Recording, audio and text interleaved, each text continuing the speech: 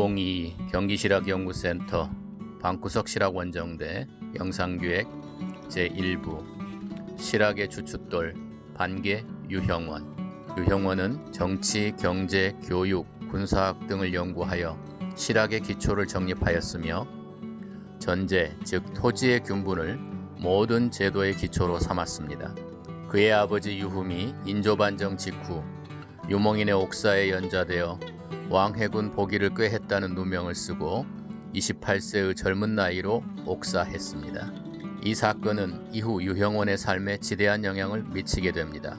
유형원의 연보를 지은 안정복은 당쟁이 횡행할 때에 태어나서 세상을 등지고 스스로 저술하기를 즐기셨다고 하여 유형원이 실학자로서의 길을 걷게 된 데는 당쟁으로 인한 아버지의 비명 행사가 큰 원인이 되었음을 증언하고 있습니다.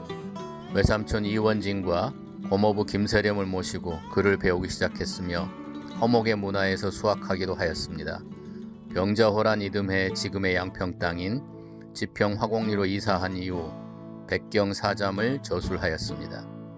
1653년 32세 때 부안군 보안면 우반동에 응거하면서 반개서당을 짓고 학문 연구와 제자 양성 등에 전념하면서 반개수록을 저술하였습니다. 유형원은 과거 제도를 비판하고 당시 관학교육기관인 성균관 사부학당 향교 사립교육기관군인 서원과 서당을 공교육체계에 편입시켜 신분에 상관없이 능력에 따라 교육받을 기회를 균등하게 제공하여 국가의 인재를 양성해야 한다는 공거제를 주장하게 됩니다.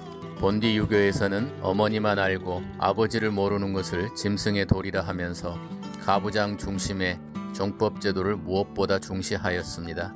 그런데 노비의 경우는 아버지를 묻지 않고 어머니를 따르게 했습니다. 하지만 노비도 인간인데 아버지를 따지지 못하게 하는 것은 짐승의 도리가 아니냐며 노비 종목법을 옹호하는 당대 양반층을 비난하였습니다. 육촌 동생인 이익은 반개의 주장이 그 근원을 궁구하고 일체를 새롭게 하여 왕정의 시초를 닦고자 한 것이라 하여 유형원을 탁월한 경세가로 평가했습니다.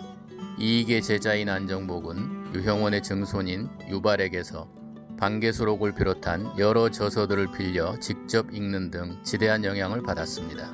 당파를 달리했던 이이명, 홍계이 등도 임금에게 경세 제민의 비법이라 하여 직접 소개하였으며 소론계의 대학자 명제 윤증은 반개수록의 발문을 썼고 그의 제자 양득중은 영조에게 반개수록의 가치를 나열하여 나라를 건질 계책으로 활용할 것을 주장하기도 하였습니다.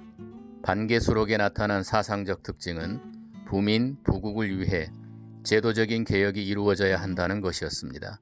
이를 위해 경자유전의 원칙과 균전제 사상, 병농일체 군사제도, 즉 부병제의 실시, 과거제 폐지와 공거제 실시, 신분제 및 직업세습제의 개혁, 학제와 관료제의 개선 등 다방면에 걸쳐 구군을 건 실천을 통해 천덕과 왕도가 일치되어 이상국가가 실현될 수 있다고 주장했습니다. 실제로 실행되지는 못했지만 개혁 의지와 사상은 당시 제야 지식인들의 이상론이 되었다는 점에서 큰 의의를 지닌다고 할 수 있습니다. 그래서 군역을 담당할 사람들이 부족해지죠. 그런 경우에는 또 종무법으로 회기를 합니다. 그래서 이제 어머니가 이 노비면 자식들도 노비로 이 신분이 이 세습이